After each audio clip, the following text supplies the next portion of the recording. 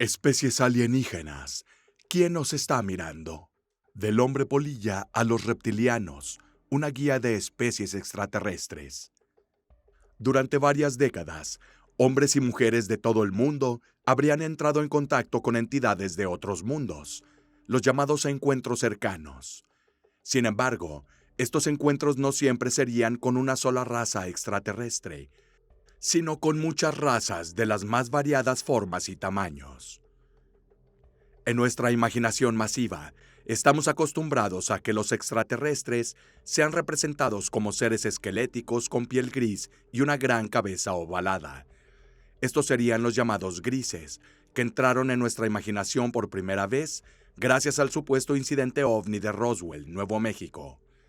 A lo largo de los años, sin embargo, ha habido muchos supuestos contactos con diferentes tipos de criaturas o entidades, muchas de las cuales han sido clasificadas por los ufólogos.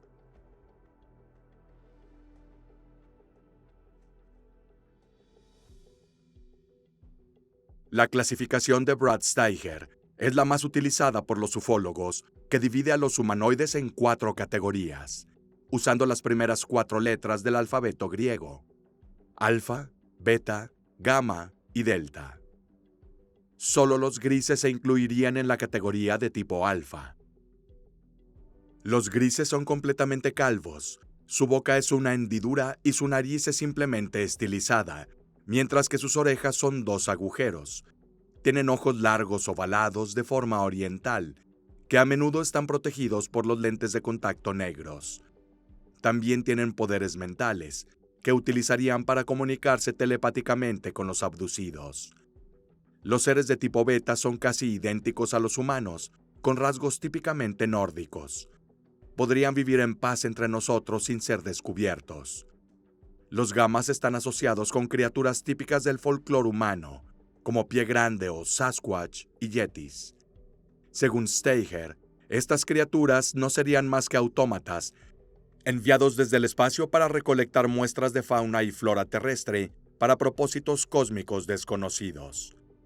Y finalmente los de tipo Delta, donde podemos encontrar todos los seres con características animales, como el hombre polilla, los insectoides y los reptilianos.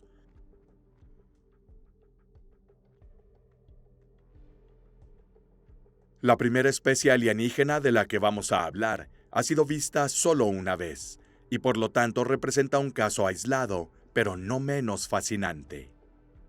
A las 7:15 p.m. del 12 de septiembre de 1952, 2 hermanos, Edward y Fred May, y su amigo Tommy Hyer, paseaban por el campo en las afueras de Flatwoods, una ciudad en el condado de Brixton, Virginia del Oeste. De repente los 3 chicos miraron hacia arriba y vieron un objeto luminoso en el cielo, que luego pareció caer en picada en la tierra perteneciente al granjero Bailey Fisher. Los 2 hermanos asustados corrieron a decirle a su madre, Kathleen, lo que había sucedido. Le dijeron que habían visto un platillo volador estrellarse contra el suelo. La señora May, curiosa, decidió comprobar con sus propios ojos si sus hijos decían la verdad. Kathleen, acompañada por Neil Nunley, Ronnie Shaver, sus hijos y su amigo Tommy, junto con un miembro de la Guardia Nacional de Virginia del Oeste, Eugene Lemon, de 17 años, se dirigieron a la granja Fisher para identificar cuál era el objeto que habían visto. Al llegar a la granja, el sol ya se había puesto, y el perro de Lemon de repente se puso en marcha, corrió por docenas de metros y ladraba en la oscuridad. Luego huyó aterrorizado del grupo momentos después. Después de aproximadamente media milla, los 7 llegaron a la cima de la colina, donde informaron haber visto una bola de fuego pulsante. Además, había una niebla acre en el aire que les quemaba los ojos y la nariz.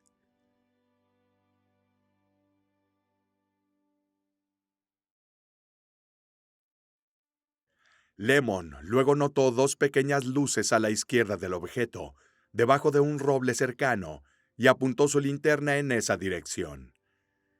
La luz reveló algo que marcaría sus vidas para siempre. Una criatura aterradora con una cabeza alargada y grandes ojos rojos.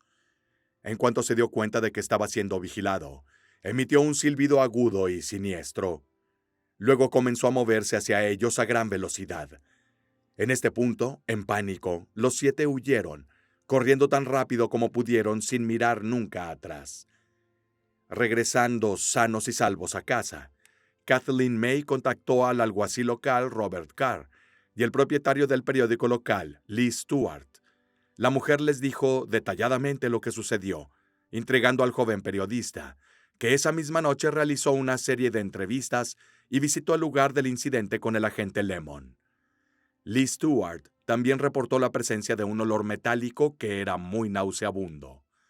Un detalle también confirmado por el sheriff Carr y su ayudante Burnell. Sin embargo, los dos informaron que no habían encontrado ninguna evidencia concreta a favor de la historia, contada por la señora May. A la mañana siguiente, Stewart regresó una vez más al supuesto lugar del hecho y descubrió 2 largas huellas en el barro y restos de un espeso líquido negro cerca del árbol donde la criatura había sido vista. El periodista lo reportó como posibles señales de un aterrizaje, asumiendo que el área había estado libre de tráfico durante al menos un año. Sin embargo, después se descubrió que las huellas probablemente estaban hechas por una camioneta Chevrolet 1942, propiedad de un hombre local, Max Lockhart, que había viajado al sitio para buscar a la criatura horas antes del descubrimiento de Stewart. Después del evento, William y Donna Smith, asociados con un grupo civil de investigación de platillos, descubrieron otros avistamientos por testigos que informaron haber tenido experiencias similares. Estos incluían la historia de una madre y su hija de 21 años, quienes afirmaron que se habían encontrado con una criatura que se veía y olía igual una semana antes del incidente del 12 de septiembre. La madre informó que su hija estaba tan asustada que la obligaron a permanecer en el hospital Clarksburg por 3 semanas. También reportaron la declaración de la madre de Lemon, quien dijo que sintió temblar su casa poco después del incidente y que su radio no funcionó durante 45 minutos. El director local del Consejo Estudiantil también afirmó haber visto un objeto volador no identificado a las 6:30 a.m. el 13 de septiembre. Después de encontrarse con la criatura, algunos miembros del grupo del 12 de septiembre informaron sufrir síntomas muy similares que persistieron durante algún tiempo, atribuyéndolos a estar expuestos en la niebla emitida por el monstruo. Los síntomas incluían irritación de la nariz y una sensación de ardor en la garganta, mientras que Lemon sufrió vómitos y convulsiones durante toda la noche después del avistamiento. Tuvo problemas de garganta durante las siguientes semanas. Un médico informó que los síntomas eran similares a los provocados por los gases lacrimógenos, síntomas que también son comunes en aquellos que sufren de histeria debido a un evento impactante y traumático. En cuanto a la apariencia de la criatura, las descripciones de los supuestos testigos varían, pero la mayoría concuerda en que medía al menos 7 pies de altura con un cuerpo negro, una cara de color rojo oscuro y 2 grandes ojos rojos brillantes. Algunos describieron la cabeza como alargada, asemejándose a la forma de un diamante. Detrás de la cabeza había una especie de carenado y parecía llevar un exoesqueleto oscuro y plisado, más tarde descrito como una especie de sombra. Sus brazos eran largos, igual que los dedos con garras. Todas estas características, escalofriantes por decirlo menos, lo llevaron a ser apodado el monstruo de Flatwoods, una verdadera leyenda americana.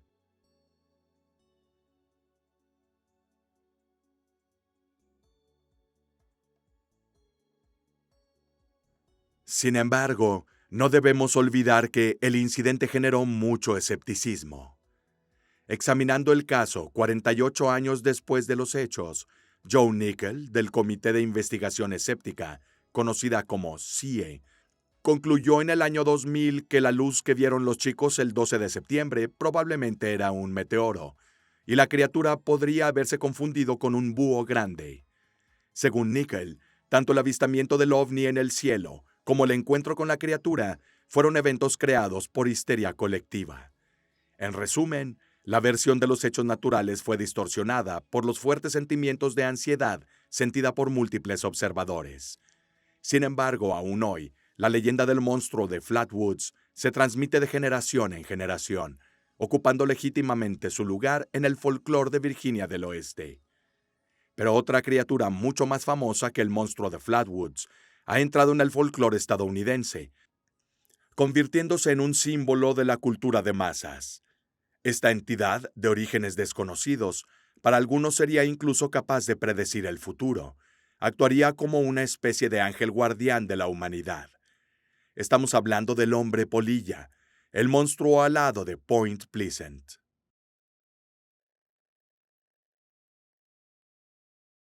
Tarde en la noche del 15 de noviembre de 1966, dos matrimonios jóvenes, Roger y Linda Scarberry y Steve y Mary Mallette, pasaron frente a una fábrica de explosivos abandonada de la Segunda Guerra Mundial. La estructura, conocida como Área TNT, estaba ubicada a pocas millas de Point Pleasant, Virginia del Oeste. De repente notaron dos luces rojas en la oscuridad, dentro de un edificio antiguo, al lado del generador de la fábrica. Así que decidieron detener el auto para ver mejor de qué se trataba.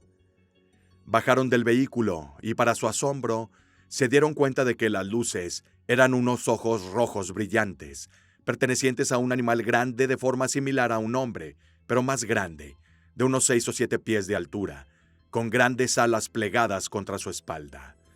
A los ojos de los cuatro parecía un murciélago gigante. Los cuatro, aterrorizados, regresaron inmediatamente a su auto y se alejaron a gran velocidad por la autopista 62. Durante el trayecto, para su terrible asombro, volvieron a ver a la criatura, parado en una colina al lado del camino. El ser los estaba siguiendo. El auto viajaba a 90 millas por hora, pero sin ningún problema, el hombre polilla lo alcanzó y voló a su lado. Se asomó al interior observando los rostros aterrorizados de los cuatro. Sus enormes ojos, rojos como el fuego, se quedaron fijos en las dos jóvenes parejas por unos instantes. Hasta ahora, habiendo llegado el auto a las afueras de la ciudad, el ser se fue volando, camuflándose en la oscuridad y desapareciendo en la noche. Más tarde, tras informar a las autoridades locales, Scarberry volvió a la zona, pero nunca se encontró rastro del extraño ser. La historia se extendió rápidamente por todo Point Pleasant, así que la noche siguiente, el 16 de noviembre, algunos ciudadanos locales equipados con pistolas y rifles comenzaron a buscar señales y rastros de la criatura en el área que rodeaba la antigua fábrica. Como sucede a menudo, este viaje de caza inusual no dio resultados. De hecho, mientras todo el pueblo centró su búsqueda en la antigua área TNT, el señor y la señora Walmsley y la señora Marcella Bennett, con su hija y su hijo, partieron en automóvil para visitar al señor y la señora Thomas, sus grandes amigos. Los Thomas vivían en un bungalow en Igloo, un área llena de estructuras de cúpula, erigidas para el almacenamiento de explosivos durante la Segunda Guerra Mundial, cerca de la misma zona industrial donde se había producido el avistamiento la noche anterior. Al llegar a la casa de sus amigos, los Walmsley notaron una figura misteriosa aparecer detrás de ellos. Era un gran ser, grisáceo, con ojos rojos que emitían luz. Tenía la intención de buscar algo en el suelo, y no estaba interesado en la gente que lo miraba de cerca, paralizados de miedo. Corriendo hacia el bungalow, el señor Walmsley llamó inmediatamente a la policía. Los Thomas apagaron las luces y decidieron esconderse, tratando de hacer el menor ruido posible. En total silencio, los ojos de la criatura emanaron una luz roja ardiente que iluminaba todo el salón a través de la ventana central. Paso a paso, el ser llegó al porche de la casa y se asomó al interior, para luego despegar y desaparecer en el cielo como lo había hecho la noche anterior. Cuando llegó la policía hicieron su informe. La prensa escribió artículos sobre el segundo avistamiento del ser, que entonces fue apodado Hombre Polilla, y a partir de entonces, los reportes de encuentros cercanos aumentaron exponencialmente. Más tarde, el 24 de noviembre, 4 oficiales del condado vieron una criatura similar volando sobre el área TNT. En la mañana del 25 de noviembre, un tal Thomas Yuri informó que había notado una criatura similar a la reportada el día anterior, de pie en un campo, al lado de la carretera, mientras se dirigía hacia el norte por la Ruta 62, cerca del área TNT. El ser extendió sus alas y comenzó a volar persiguiendo el auto de Yuri. Thomas, petrificado, aceleró y logró perder a la criatura. Al llegar a la ciudad, decidió informar al sheriff de lo sucedido. El 27 de noviembre, la señora Ruth Foster, del suburbio de Charleston, en Virginia del Oeste, vio una gran criatura con brillantes ojos rojos, más alta que un hombre, de pie, en el césped de su casa cerca de la carretera estatal. El ser desapareció tan pronto como la señora Foster salió para verlo mejor. En la mañana del mismo día, una criatura alada con apariencia humanoide persiguió a una joven llamada Mason, también en Virginia del Oeste, mientras que esa noche, un ser similar fue visto cerca de la carretera estatal por 2 niños. Finalmente, un grupo de 5 hombres que intentaban preparar una tumba en un cementerio cerca de Clendenin también afirmó haber visto una figura humana marrón, con alas que se elevaban en el aire desde los árboles cercanos. Este avistamiento en particular fue fechado el 12 de noviembre, convirtiéndose así en el primer supuesto avistamiento, pero no se informó de inmediato, cuando el grupo de 5 se armó de valor para hablar sobre el incidente, solo después de escuchar los innumerables informes de avistamientos previos. El nombre Hombre Polilla se atribuyó a la criatura luego del primer incidente informado a la prensa, cuando un reportero del periódico local, en el título de su artículo, se refirió al monstruo como el hombre polilla que aterroriza a Point Pleasant. Desde entonces, la criatura se ha convertido en protagonista de la nueva mitología americana. De los diversos relatos de testigos, las descripciones de la apariencia de la criatura son sustancialmente similares. Hablan de un ser de unos 6 pies de altura, ojos muy grandes de color rojo fuego, dotados de propia luminosidad. El ser humanoide poseía extremidades humanas. De hecho, fue visto varias veces en posturas erguidas, y hubo numerosas descripciones que hablaban de brazos largos, con manos con garras. Sus alas, de apariencia similar a las de una polilla, se veían plegadas contra su espalda cuando no se usaban, mientras alcanza una envergadura de 9 pies cuando las usaba en vuelo. Se relató por varios testigos cómo el ser volaba manteniendo sus alas rígidas sin batirlas, una característica similar al vuelo de las aves rapaces o lechuzas, mientras que la velocidad de la criatura alcanzaba los 90 kilómetros por hora sin problemas. Esto fue informado por varios testigos. Como ya hemos visto, el hombre polilla pudo seguir a los autos que se movían a alta velocidad. Y finalmente, el detalle más extraño de todos, el sonido que emitía la criatura. De hecho, según algunos testigos, el ser emitía un sonido metálico cuando se movía. En el transcurso de un año, hubo más de 100 avistamientos cerca de Point Pleasant, pero todo terminó abruptamente el 15 de diciembre de 1967, cuando el pueblo fue golpeado por un evento trágico e inesperado.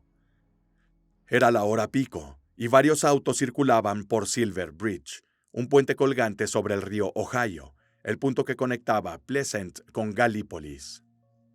De repente, un fuerte golpe metálico resonó en la zona, y los habitantes de los 2 pueblos, petrificados de miedo, presenciaron el inicio y el fin de Silver Bridge al derrumbarse sobre el río. 46 personas murieron ese día, culpables únicamente de estar en el lugar equivocado en el momento equivocado. La investigación posterior establecida para arrojar luz sobre el incidente concluyó que el colapso fue causado por el defecto de una de las barras oculares, unidas por cojinetes relativos de las placas de soporte de carga que actúan como tirantes, que diferían en 0.1 pulgadas de diámetro debido a la corrosión. Pero también se debió a la mala gestión del propio puente, que fue diseñado para transportar cargas ligeras. Un hecho no despreciable fue el uso de materiales de mala calidad en la construcción del puente, que ya tenía tensión residual, y con el paso del tiempo comprometió su resistencia para el agrietamiento por corrosión bajo tensión. La respuesta a los críticos que dijeron que el accidente pudo haberse evitado, las autoridades concluyeron que para descubrir daños internos en la barra ocular, un adecuado análisis de inspección interna del material en cuestión debió haberse hecho desmontándolo para encontrar la grieta, que en base a las tecnologías de la época era imposible. Esta tragedia se vinculó más tarde con la leyenda del hombre polilla, ya que la criatura supuestamente fue vista varias veces sobrevolando el puente durante los meses anteriores. Según testigos, dijeron que vieron a la criatura descansando en las torres de Silver Bridge durante la noche. Estas historias hicieron pensar que el hombre polilla era un presagio de fatalidad, un mensajero que intentaba advertir de un desastre inminente, o simplemente un observador de los acontecimientos humanos. Una versión de los hechos fue popularizada por el periodista y ufólogo John Keel, quien en 1975 escribió Las profecías del hombre polilla, recopilando su investigación sobre los avistamientos de Point Pleasant, también vinculándolo a un modelo más amplio de fenómenos relacionados con ovnis, hombres voladores, hombres de negro, Thunderbirds nativos americanos, los garudas parecidos a pájaros de la tradición budista e hindú e incluso fantasmas. Keel planteó la hipótesis de que el hombre polilla era un ultraterrestre, que no es un ser del espacio exterior, sino de una realidad ligeramente fuera de alineación con la nuestra. Pero la del monstruo de Flatwoods y el hombre polilla no fueron las únicas evidencias de ultraterrestres o actividad extraterrestre en el área de Virginia del Oeste.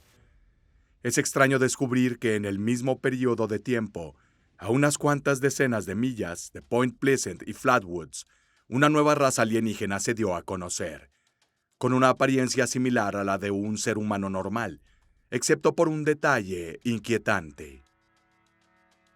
En 1966, Woodrow Derenberg era un vendedor de máquinas de coser que vivía en Mineral Wells, Virginia del Oeste. Una noche de noviembre, Derenberg regresaba a casa de un viaje de negocios en Marietta, Ohio. En el camino, vio luces a lo lejos y pensando que era un coche de policía, decidió parar. Pero pronto descubre que esas luces pertenecían a una embarcación de forma inusual, que Derenberg describiría más tarde como una vieja chimenea de lámpara de queroseno, ensanchada en ambos extremos, con un pequeño cuello y luego ensanchándose con un gran bulto en el centro. Desde el interior de la nave, un hombre salió por una escotilla. Tenía ojos ligeramente alargados con cabello castaño oscuro, peinado hacia atrás y piel profundamente bronceada.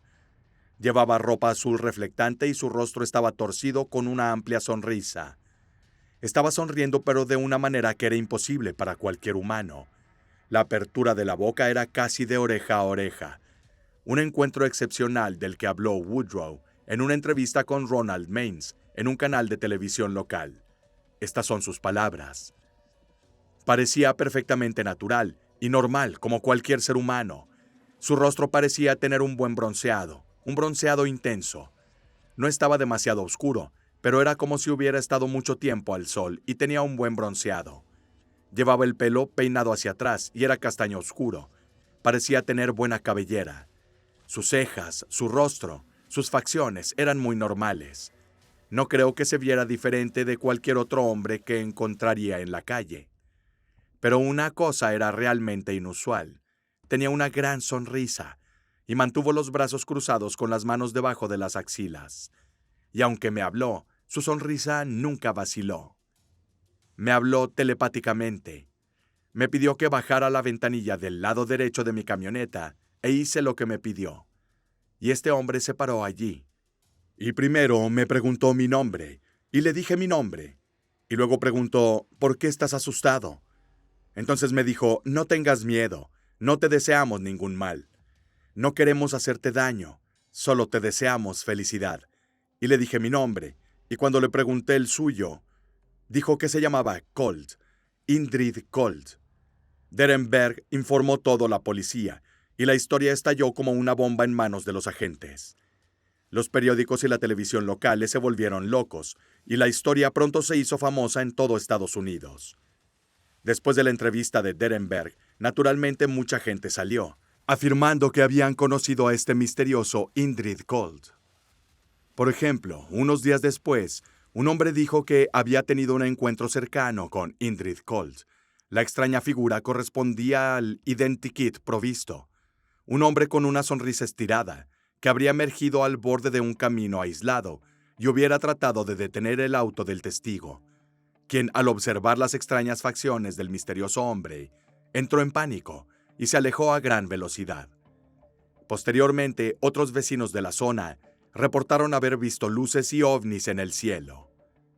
Casi al mismo tiempo, la familia Lilly en Point Pleasant le dijo a John Keel que habían visto luces extrañas en el cielo y experimentaron actividad poltergeist dentro de su casa. Una noche, su hija, Linda, se despertó y vio a un hombre grande que se cernía sobre ella, con una amplia sonrisa en su rostro. Linda dijo sobre esto: un hombre grande, muy ancho. No podía ver su cara muy bien, pero podía ver que me estaba sonriendo. Caminó alrededor de la cama y se paró justo sobre mí. Volví a gritar y me escondí debajo de las sábanas. Cuando volví a mirar ya no estaba. Así nació la leyenda de El hombre sonriente, alimentada por el hecho de que las visitas de Colt a Derenberg continuaron a lo largo de los meses, incluso involucrando miembros de la familia quienes dijeron habían visto a Indrid Colt varias veces durante el invierno de 1967. Colt era una entidad o ser que según su relato sería pacífico, educado y genuinamente interesado en sus vidas. Pero la excesiva exposición mediática por el caso no trajo nada bueno a la familia. De hecho, durante años recibieron llamadas telefónicas acosadoras de personas anónimas quienes desacreditaban su historia, y con el tiempo fueron acusados de haber inventado toda la historia para hacerse ricos y famosos. Woodrow también sufrió una crisis nerviosa, entró en tratamiento psiquiátrico, y aunque los médicos constataron su buena salud mental, su obsesión por la figura de Colt se volvió demasiado estresante, y finalmente su esposa se divorció de él. Woodrow Derenberg se aisló de sus seres queridos y luego dejó Virginia del Oeste para intentar construir otra vida. Recién regresó al área de Mineral Wells en 1990 a la edad de 74. Después de más de 20 años, nunca se retractó de su testimonio. Brian Dunning, autor de la revista Skeptoid, al analizar la historia se limitó a decir que es difícil saber si realmente sucedió, pero está claro que Derenberg no ganó nada al dar un paso al frente. Su obsesión le costó su trabajo y su esposa. En el campo de las criaturas extraterrestres, el siguiente tipo entró en el imaginario común hace apenas 30 años, gracias a los estudios realizados por un pequeño grupo de ufólogos. De hecho, argumentan que en algunos casos de encuentros cercanos o abducciones extraterrestres, los seres tendrían una apariencia similar a la de los insectos, en la mayoría de los casos, la de mantis, que variaría en tamaño y altura. En la clasificación de razas alienígenas elaborada por el ufólogo Brad Steiger, los insectoides pertenecerían al llamado tipo Delta. Antes de la década de 1990, el único insectoide extraterrestre visto por los ufólogos era el hombre polilla. Sin embargo, a lo largo de los años, otros insectoides también han entrado en la literatura de la ufología. Todo comenzó en 1992, durante una conferencia sobre supuestas abducciones extraterrestres celebrada en el MIT, donde el psicólogo Brian Thompson, investigador del fenómeno de las abducciones extraterrestres, contó la historia de una niña que en 1957, tras el avistamiento de un ovni en los cielos de Cincinnati, vio a un extraterrestre de unas 10 pulgadas de alto, vagando por el campo, y aunque era bípedo, tenía una cara similar a la de una mantis. Posteriormente, la psiquiatra Carla Turner, también investigadora del fenómeno de las abducciones extraterrestres, en su libro Into the Fringe, reportó el caso de un hombre llamado David, quien durante una sesión de hipnosis regresiva recordó haber sido abducido por extraterrestres similares a mantis. Pero el mayor estudioso de estos peculiares casos de encuentros cercanos es sin duda la periodista y escritora Linda Moulton Howe, quien en el libro Glimpses of Other Realities informó algunos supuestos encuentros con extraterrestres insectoides que parecían una gran mantis antropomórfica. Los dos casos más famosos tienen como protagonistas a Linda Porter y David Hawkins, quienes informaron cómo habían sido secuestrados por insectoides extraterrestres cuando eran niños, y que solo recordaron el secuestro en 1988, luego de sesiones de hipnosis regresiva. Aunque son menos en número, los encuentros con supuestos extraterrestres insectoides también han sido reportados fuera de los Estados Unidos de América, muchos de los cuales ocurrieron en Canadá, donde los secuestrados, al igual que sus homólogos estadounidenses, hablan de extraterrestres parecidos a mantis o saltamontes. Con el tiempo, diversas ideas y suposiciones sobre este supuesto de tipo extraterrestre surgieron. Se han desarrollado en el contexto de las teorías de conspiración, que a menudo se informan sin fuentes precisas. Riley Martin proporciona un ejemplo. En el libro The Coming of Tan, afirmó que en una nave espacial en órbita alrededor de Saturno, había representantes de 7 razas extraterrestres, incluyendo una raza de insectoides, los llamados Screed. A través de agresivas sesiones de hipnosis, varios abducidos por esta particular raza extraterrestre hablaron en profundidad sobre su civilización, describiendo en detalle su historia y su planeta de origen. La raza mantis sería un tipo de insectoide que vive en un planeta semiárido, similar a un desierto terrestre. Se piensa que esta raza proviene de la constelación de Escorpio o de la de Virgo, mientras que el planeta donde habitan sería mayoritariamente llano y con pocas cadenas montañosas. También hay algunas formas particulares de vida vegetal, pero son muy esporádicas y sobreviven gracias al suelo alcalino, en el que hay mucha salinidad. Aparentemente, en la antigüedad, el planeta estaba cubierto de agua, que lentamente se fue secando por la intensa actividad del sol. Es por eso que las mantis no necesitan mucha agua para sobrevivir. En cambio, necesitan sal, que encuentran en cantidades ingentes por todo el planeta. Su sol, casi un tercio más grande que el nuestro, permitió a su planeta un desarrollo constante. Tanto es así que se cubrió casi en su totalidad con agua salada, contenida en vastos océanos. Tras la inestabilidad de la estrella, el planeta se sobrecalentó, creando un efecto invernadero similar a lo que se cree que ocurrió en Venus, pero permitiendo que el planeta permanezca lo suficientemente cálido para la supervivencia de formas de vida. La mayor parte del agua se evaporó, creando grandes depósitos de sal. En cambio, el resto fue absorbido por el suelo. Una de las pocas formas de vida que sobrevivieron es la de la mantis. Una vez seres acuáticos, evolucionaron a terrestres, con una especie de ciclo biológico prolongado durante millones de años, similar a lo que ocurre en menor escala con los mosquitos, entre su paso larval en el agua hasta su completa maduración en el aire. Su civilización se desarrolló durante millones de años, y según los contactados, hoy en día hay 3 tipos diferentes de mantis. El primero, el más común y conocido, con la piel verde. Un segundo de piel morena. Y finalmente el tercero, que está en la cima de la jerarquía del poder, la de las mantis blancas. La mantis más pequeña mide 2 metros de altura, en casos raros, incluso menos. Las más altas pueden incluso alcanzar los 20 pies de altura. Por lo tanto, su altura promedio mide entre 10 y 12 pies. No tienen ciudades reales en las que viven, sino una red subterránea de túneles. Los túneles y aglomeraciones están excavados en el suelo arenoso y más profundo en la roca y son similares a hormigueros, pero obviamente gigantescos y en una escala casi planetaria. Se extienden por debajo de casi todo el planeta, conectando diferentes, llamémosles, colonias.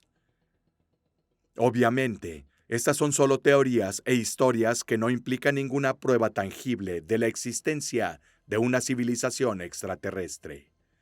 De hecho, según algunos defensores de la hipótesis psicosocial de los ovnis, el fenómeno de los extraterrestres insectoides se explicaría por la influencia de factores culturales, sobre todo relacionado con la cultura pop y el auge del género de ciencia ficción en la década de 1950.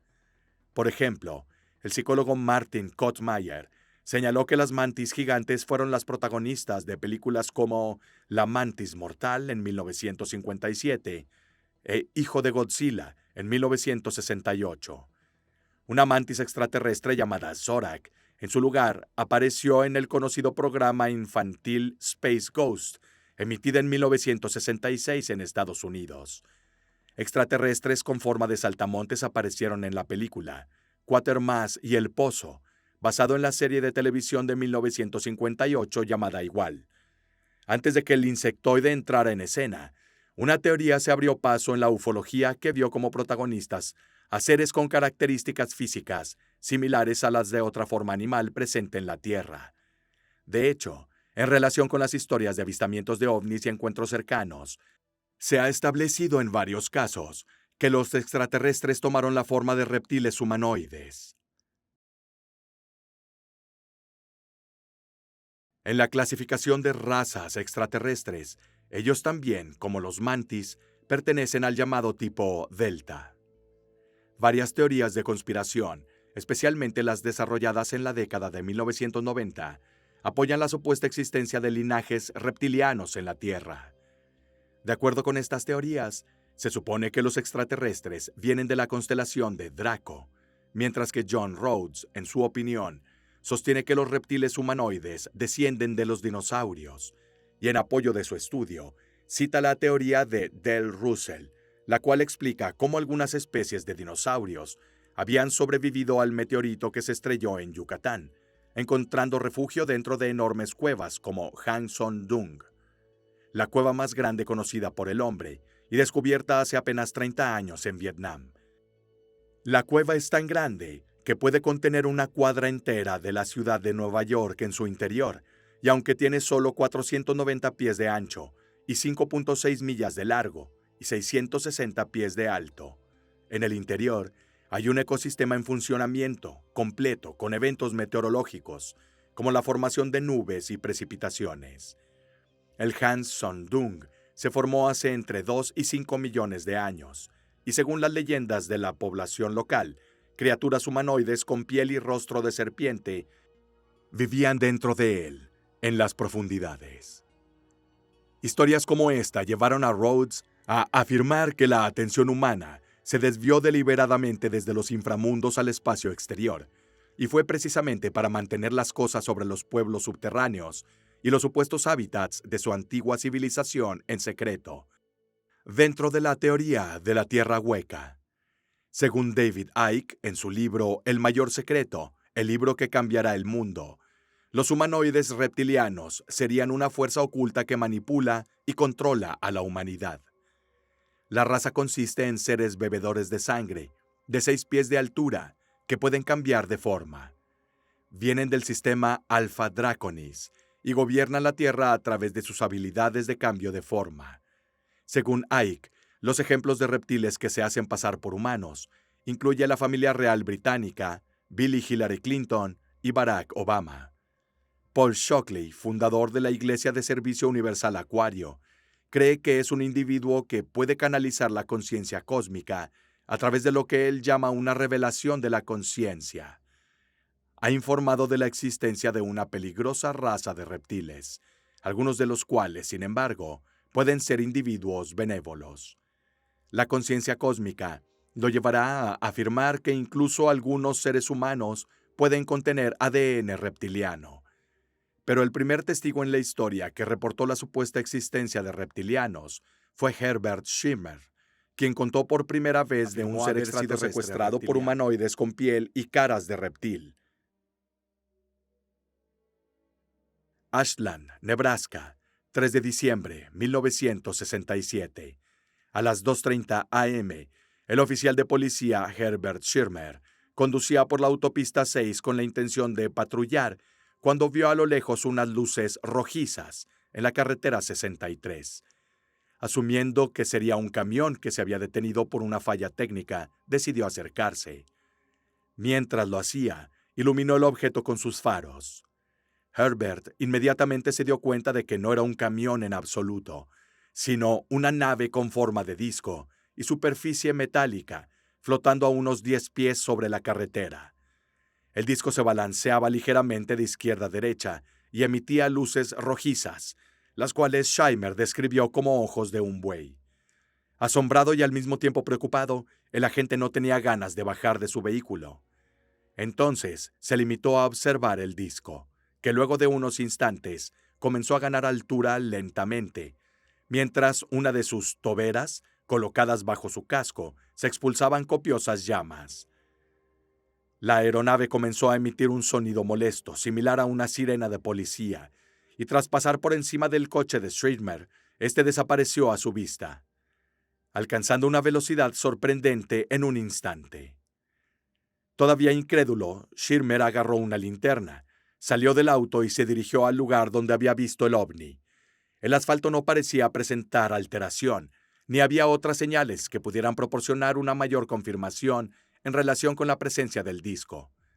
Decidió regresar a la estación y escribió estas palabras en su informe. Vi un platillo volador en el cruce de las autopistas 6 y 63, por extraño que parezca. En este punto, Schirmer se dio cuenta de que ya eran las 3 a.m., y esto fue una gran sorpresa para él, dado que le pareció que el avistamiento no había durado más de 10 minutos, y el tiempo de regreso a la estación no pudo haber sido más de 20 minutos. Sin embargo, dado su cansancio, Schirmer fue a su casa a dormir, pero cuando despertó, descubrió que tenía un ligero dolor de cabeza, que a medida que pasaban las horas aumentaba más. Además de este molesto dolor de cabeza, Schirmer afirmó haber escuchado un extraño zumbido, y además se dio cuenta de que tenía una inexplicable marca roja en el cuello, justo debajo de la oreja. El mismo día, el director de la policía del condado, Bill Laskin, fue al lugar indicado por Schirmer, donde encontró una pequeña pieza de metal, cuyo análisis posterior reveló que estaba compuesto de hierro y silicio. Sin embargo, nadie pudo establecer qué era el objeto. En esos años, el Comité Condon, creado en 1966 por el Consejo Asesor Científico de la Fuerza Aérea y dirigido por el famoso físico Edward Condon, investigaba el fenómeno ovni en la Universidad de Boulder, Colorado. Algunos de sus miembros se enteraron del avistamiento de Schirmer y los problemas físicos posteriores y lo contactaron para sugerirle que se sometiera a una hipnosis regresiva para tratar de sacar a la luz aspectos de la experiencia que habían sido reprimidos o de los que no era consciente. Schirmer aceptó y el 13 de febrero de 1968 se realizó una sesión de hipnosis regresiva bajo la supervisión del famoso psicólogo e investigador Leo Sprinkle de la Universidad de Wyoming. Durante la hipnosis, Schirmer dijo que vio luces en la distancia y se acercó a ellas pensando que eran un camión. Según lo narrado al Dr. Sprinkle, de hecho, Schirmer habría tratado de contactar al sheriff tan pronto como se dio cuenta de la naturaleza anómala del objeto en la carretera, pero la radio dejó de funcionar, como si la propia nave hubiera interferido su funcionamiento. Sin embargo, es lo que sigue, lo que resulta ser totalmente diferente de lo que Schirmer era consciente en un estado así. De hecho, todavía bajo hipnosis, Schirmer dijo que 2 seres humanoides descendieron del avión y se acercaron. Uno de los dos, en la penumbra, sacó un dispositivo que producía una espesa niebla verdosa que envolvió el coche en segundos. Al mismo tiempo, fue como si Schirmer estuviera inmovilizado por una extraña fuerza invisible. La otra figura se le acercó y colocó un pequeño objeto plateado justo debajo de su oreja, lo que le hizo sentir una sensación de dar vueltas. Como resultado, como si hubiera sido teletransportado, se encontró dentro de la nave extraterrestre. Gracias a la gran luminosidad de la nave, Schirmer pudo ver a sus captores, de 6 pies de altura, ojos similares a los de un gato y sin párpados, piel de lagarto con un color gris verdoso claro, rostros delgados y alargados. Llevaban overoles plateados con guantes y casco en los que, como un estandarte, había el emblema de una serpiente alada. El que parecía estar al mando del platillo volador le habló telepáticamente a Schirmer, revelando una serie de datos sobre su identidad. Los miembros de esta raza extraterrestre habrían venido a visitar la Tierra hace mucho tiempo, y ese disco en particular estaba extrayendo energía de unos postes de electricidad presentes en la zona. El funcionamiento de la nave espacial habría estado ligada con el uso de magnetismo reversible. A Schirmer se le mostraron pantallas que mostraban imágenes de otros sistemas estelares, naves nodrizas, cuyos discos, idénticos a los que había sido transportado, se le desprendían. El capitán también le presentó a los tripulantes, uno de los cuales le dijo que lo volverían a ver 2 veces más en el futuro, pero esto no sucedió. En el centro de la habitación había una pantalla similar que mostraba el sistema estelar de donde los extraterrestres dijeron que venían. Además, según ellos, la galaxia en cuestión está cerca de la nuestra, pero tiene hijos y planetas que Schirmer no pudo descifrar. Siguiendo lo dicho en estado consciente y lo surgido durante la primera hipnosis, los expertos tenían opiniones contradictorias sobre toda la historia. El único elemento en el que tanto los miembros del Comité Condon como el profesor Sprinkle acordaron fue que el agente Schirmer realmente creía en su experiencia. No fue en absoluto una historia inventada para tratar de obtener un poco de fama. Fama que, por otra parte, no llegó en absoluto. Efectivamente, al contrario, Schirmer comenzó a ser objeto de burla por parte de la comunidad de Ashland, hasta el punto de ser objeto de burla pública, perdiendo casi toda credibilidad y autoridad. El Comité Condon concluyó que la falta de pruebas y entrevistas con el patrullero dejaron al personal del proyecto sin confianza en que la experiencia ovni reportada era físicamente real. El profesor Sprinkle fue más indulgente al declarar que Schirmer ciertamente creía que realmente había vivido el incidente que relató. Schirmer, no completamente satisfecho con los resultados obtenidos, se sometió a más sesiones de hipnosis regresiva en los años siguientes, en la oficina del Dr. Ron Katz, en la Universidad de California, durante las cuales realizó varios dibujos de lo que vio aquella noche del 3 de diciembre de 1967. Con los años, los defensores de la hipótesis de ovni psicosocial creían que las razones culturales sustentan las teorías de conspiración sobre los reptilianos. El miedo a los reptiles es atávico y también se encuentra en ciertas mitologías y leyendas. Además, la ciencia ficción puede haber contribuido en gran medida al desarrollo de las teorías de conspiración sobre la existencia de estos reptilianos. El escéptico Brian Dunning sugiere que un artículo de 1943 en Los Angeles Times también puede haber dado lugar a tales creencias. En el artículo, un geofísico e ingeniero de minas anunció que había descubierto un laberinto subterráneo debajo de la ciudad de Los Ángeles. Conduciría a una ciudad subterránea, construida por una raza avanzada de hombres lagarto hace unos 5.000 años, para escapar de una catástrofe que ocurrió en la superficie. El hombre se llamaba George Warren Shufelt y era geólogo e ingeniero de minas en Los Ángeles. También era amante de los tesoros enterrados y un ávido coleccionista de leyendas de los nativos americanos. En el verano de 1933, Shufelt conoció a un anciano líder Hopi, cuyo nombre tradicional era Greenleaf. El hombre le contó muchos detalles sobre su cultura y el peligro de su desaparición. Pero durante estas reuniones, también le dijo a Shufelt una leyenda que el ingeniero inmediatamente reconstruyó a su manera. Basándose en esta leyenda relativa a la virtud de los guerreros Hopi, y en particular de una de sus tribus, cuyos miembros se llaman Lizards, Shufelt concluyó que los Hopi sabían de un antiguo pueblo lagarto, que aparentemente vivía en cuevas bajo la ciudad de Los Ángeles. En ese momento, el hombre comenzó a convertir la historia en mitología moderna, añadiendo todo tipo de elementos que estaban en su apogeo en la cultura de masas americana de esos años. Y así, los guerreros Hopi de la tribu de los lagartos se convirtieron en hombres reptilianos, los últimos sobrevivientes de una superraza que casi fue aniquilada hace 5.000 años por una lluvia de meteoritos. Shufelt contaba que habían creado comunidades intelectuales y tecnológicas muy avanzadas. Además, poseían sustancias químicas que podían cavar rápidamente enormes túneles subterráneos, donde durante miles de años sobrevivieron y se escondieron de nosotros, los humanos. Shufelt afirmó que hay 285 túneles y una serie de enormes cavernas debajo de Los Ángeles, cada una habitada por 1.000 familias de lagartijas. También afirmó que había muchos tesoros en los túneles, un verdadero Eldorado reptiliano para ser reclamado. Como siempre, según sus relatos, todos los habitantes reptilianos de las cavernas subterráneas se habían extinguido debido a los gases mortales que penetraron en las cavidades de la Tierra.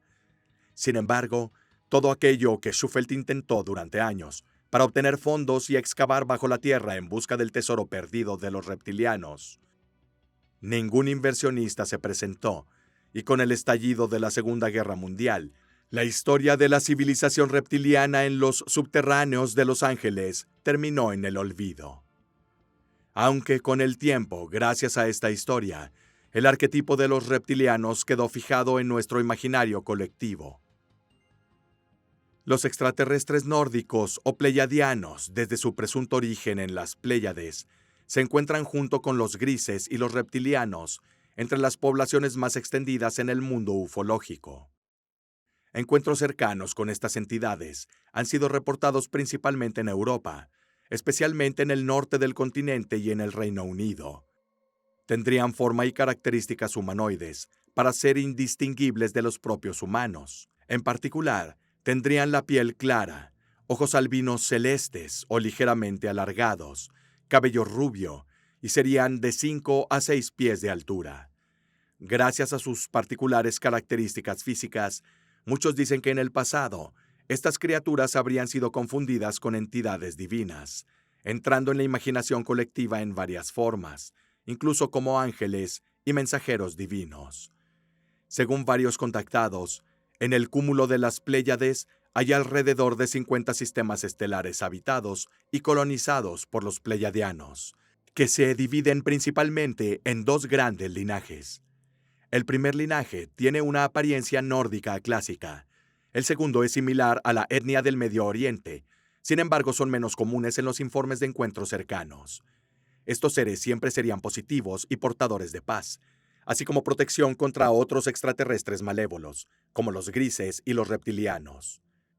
La hipótesis de la existencia de este tipo de extraterrestres se avanzó por primera vez en la década de 1950 por el ufólogo y presunto contactado George Adamski. Adamski afirmó haberse encontrado con estas criaturas en numerosas ocasiones, en Arizona, a partir del 20 de noviembre de 1952, y haber sabido que estos extraterrestres vivían escondidos entre los humanos, mezclándose con las poblaciones del norte de Europa. El contacto de Adamski se llamaría Orton, y según él, habría sido de origen venusino, no pleiadiano. Además, a fines de la década de 1950, la contactada inglesa Cynthia Appleton también afirmó que el padre de su hijo, Matthew, había sido un extraterrestre de Venus.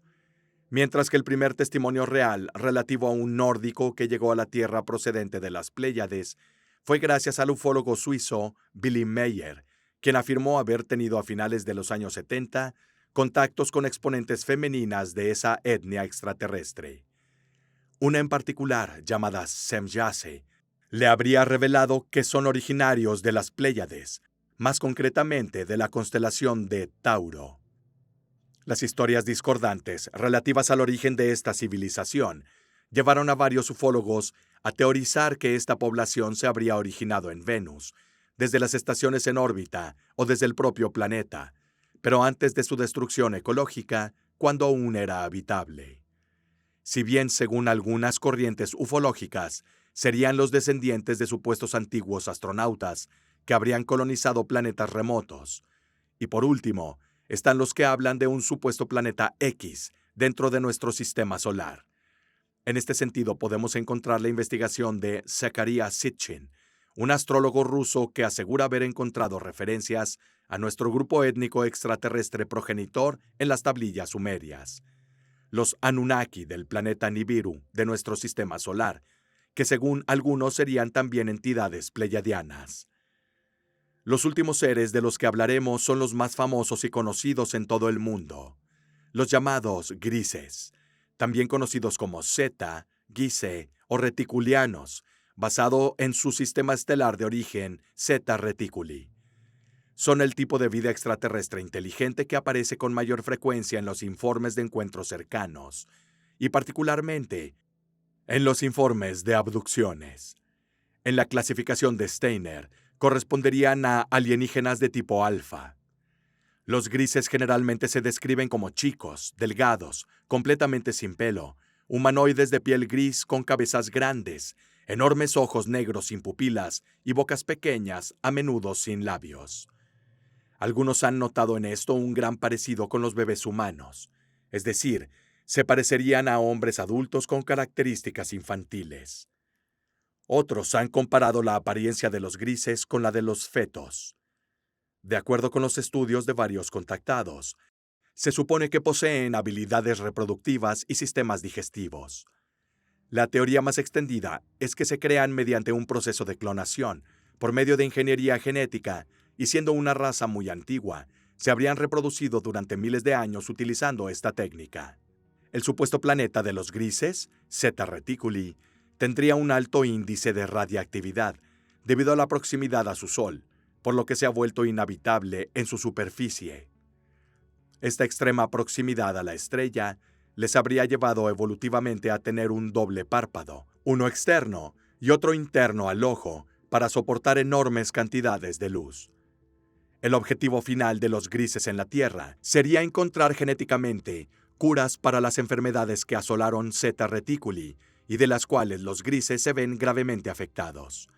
De acuerdo con las teorías de conspiración, basadas en revelaciones hechas por supuestos ex-infiltrados como Bill Cooper, John Lear y Philip Schneider, en febrero de 1954, Estados Unidos estableció contacto con una raza de extraterrestres llamados grises, que aterrizaron en Muroc Airfield, ahora rebautizado como Base Aérea Edwards, y se habrían reunido con el presidente Eisenhower.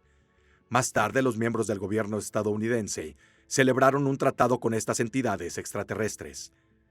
Este tratado se denominó Tratado de Greada, que básicamente dio origen al acuerdo de que los extraterrestres podrían tomar algo de ganado y probar sus técnicas de implante en algunos humanos.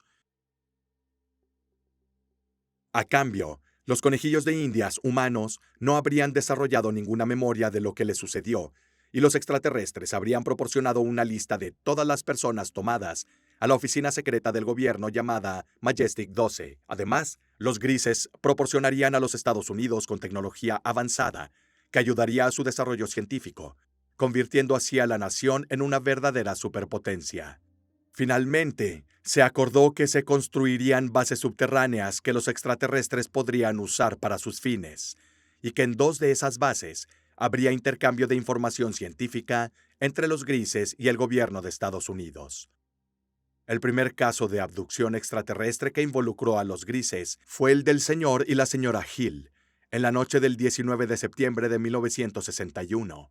La joven pareja originaria de Portsmouth, New Hampshire, estaban conduciendo a lo largo de la carretera estatal en las Montañas Blancas, cuando de repente su auto fue envuelto en una luz cegadora. Pasaron unos momentos y la luz que los envolvía se apagó. Hubo un apagón en la mente de los protagonistas. Eran las 10 de la noche cuando el auto se puso en marcha nuevamente. La tensión entre los dos se estaba disparando, y Barney quería salir de ese estrecho y aislado camino tan pronto como fuera posible. Al regresar a casa al amanecer, los dos de inmediato se dieron cuenta de que el tiempo transcurrido era demasiado para un viaje que normalmente sería de 2 horas. Durante los siguientes días, sufrieron migrañas severas y después de unos 10 días, Betty fue la víctima de pesadillas aterradoras. Soñaba con ser sometida a exámenes quirúrgicos dentro de una habitación por médicos con rasgos somáticos y grotescos diferentes a los humanos. Entonces, la pareja decidió someterse a una hipnosis regresiva y sus recuerdos comenzaron a resurgir en sus mentes.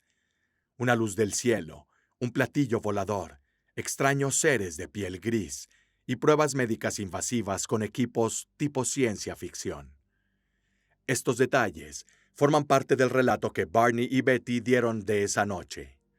Después de varias sesiones de hipnosis regresiva, Betty logró identificar un identikit claro de sus captores, y así por primera vez el mundo supo de los grises. El profesor de la Facultad de Medicina de Harvard, John Edward Mack, dice que muchos de sus pacientes abducidos han tenido encuentros cercanos con extraterrestres grises. En sus libros Abducción y Pasaporte al Cosmos, describe sus experiencias, afirmando que tales contactos transformaron espiritualmente a sus pacientes, elevándolos momentáneamente a un nivel superior de conciencia.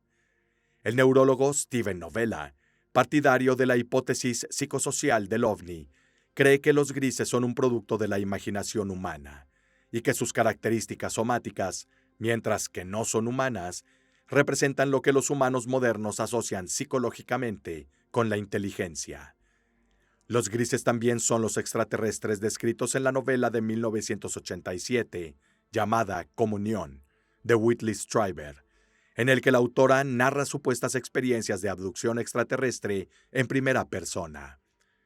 Sin embargo, la escritora afirma que los grises no son extraterrestres reales.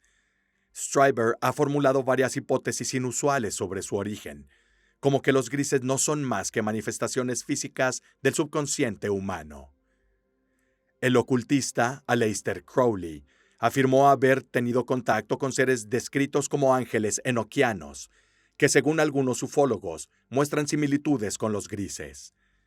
Algunos partidarios de la teoría de la Tierra hueca creen que los grises viven en un continente ubicado bajo la superficie de la Tierra y que su apariencia física, ojos y color de piel es indicativo de una evolución biológica que tuvo lugar en un ambiente con poca luz. Otra teoría es que son viajeros en el tiempo. En la práctica, los grises serían seres humanos del futuro que retrocedieron en el tiempo con ovnis, siendo estas sus máquinas del tiempo, y sus cuerpos han evolucionado con el paso de los siglos. Los grises también han aparecido en las llamadas autopsias extraterrestres, que causaron sensación en los años 90, al aparecer en las principales cadenas de televisión del mundo. La primera y más conocida de estas grabaciones de autopsia fue la llamada película Santilli, que el documentalista Ray Santilli afirmó haber comprado a un ex camarógrafo militar. La película debería haber sido un original de 1947, relacionada con...